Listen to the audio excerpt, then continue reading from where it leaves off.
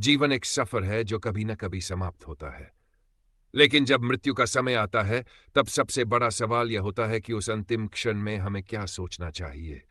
क्या हमें अपने किए गए अच्छे और बुरे कर्मों के बारे में विचार करना चाहिए? क्या हमें अपने परिवार और प्रियजनों की चिंता करनी चाहिए, या फिर हमें ईश्वर का स्मरण करना चाहिए? एक छोटा बच्चा अपने गुरु के पास गया और पूछा, गुरुदेव, लोग कहते हैं कि मृत्यु के समय जो सोचा जाता है वही आत्मा को आगे के जीवन में ले जाता है। क्या यह सच है?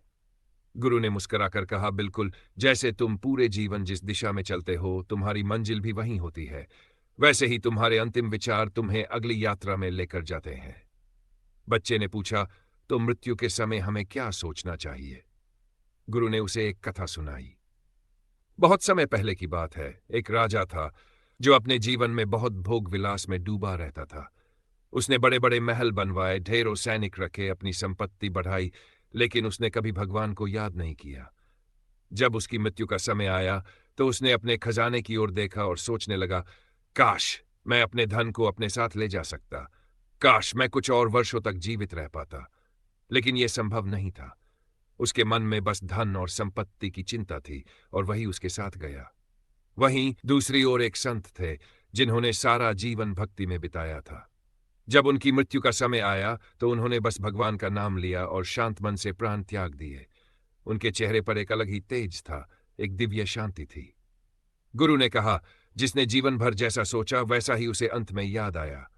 राजा को धन की चिंता थी, तो वह धन की सोच के साथ चला गया। संत को भगवान की भक्ति थी, तो वह भगवान में लीन हो गए। इसलिए मृत्यु के समय वही याद आता है जो हमने जीवन भर किया होता है। बच्चे ने पूछा, अगर कोई जीवन भर गलत रास्ते पर चला हो, तो क्या वह मृत्यु के समय सही सोच सकता है? गुरु बोले, बिल्कुल, लेकिन यह बहुत कठिन होता है। जैसे किसी नदी की धारा को अंतिम क्षण में मोड़ना असंभव होता है, वैसे ही पूरे जीवन की आदतों को अचानक बदलना बहुत मुश्किल होता है। इसलिए अभी से सही आदतें डालनी चाहिए, ताकि मृत्यु के समय सही विचार आए। गुरु ने एक और कथा सुनाई। एक व्यक्ति जीवन भर गलत काम करता रहा, लेकिन जब उसकी मृत्यु का समय आया, तो उसने भगवान का नाम लिया। भगवान ने उसे मुक्ति दे दी, क्योंकि अंतिम समय का स्मरण बहुत महत्वपूर्ण होता है। लेकिन यह सबके लिए आसान नहीं होता। इसलिए मृत्यु के समय सही विचार आ सकें, इसके लिए हमें अभी से भगवान का स्मरण करना चाहिए। मृत्यु का समय अंधकार में नहीं होता, बल्कि यह एक नए जीवन की शुरुआत होती है। लेकिन यह नया जीवन कैसा होगा, यह निर्भर करता है कि हमने इस जीवन में क्या किया और मृत्यु के समय क्या सोचा। यदि हम अपने अंतिम क्षण में भगवान को याद करेंगे, तो हमारी आत्मा परमात्मा से जुड़ जाएगी। लेकिन यदि हम सांसारिक चीजों की चिंता में पड़े रहेंगे, तो वही चिंताएं हमें फिर से जन्म मरण के चक्र में ले जाएंगी।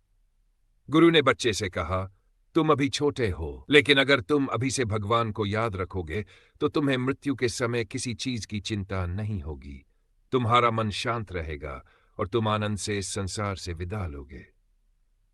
बच्चे ने गुरु की बात समझ ली और प्रण लिया कि वह हर दिन भगवान का नाम लेगा, ताकि उसके अंतिम समय में केवल शुभ विचार ही आएं। इसलिए मृत्यु के समय हमें ईश्वर का स्मरण करना चाहिए। हमें अपने मन को शांत रखना चाहिए और विश्वास रखना चाहिए कि जो हो रहा है वह ईश्वर की इच्छा से हो रहा है। भय और चिंता छोड़कर प्रेम और भक्ति के साथ प्राण त्यागने चाहिए। यही सबसे श्रेष्ठ तरीका है जिसे आत्मा शांति प्राप्त कर सकती है और मोक्ष की ओर बढ़ सकती है।